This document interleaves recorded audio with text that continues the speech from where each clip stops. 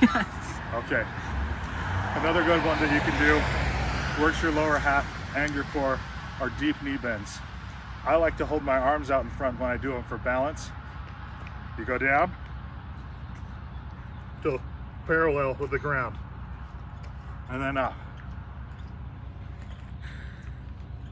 You always want to make sure you're wearing the correct gear for this, that doesn't ride down in the back.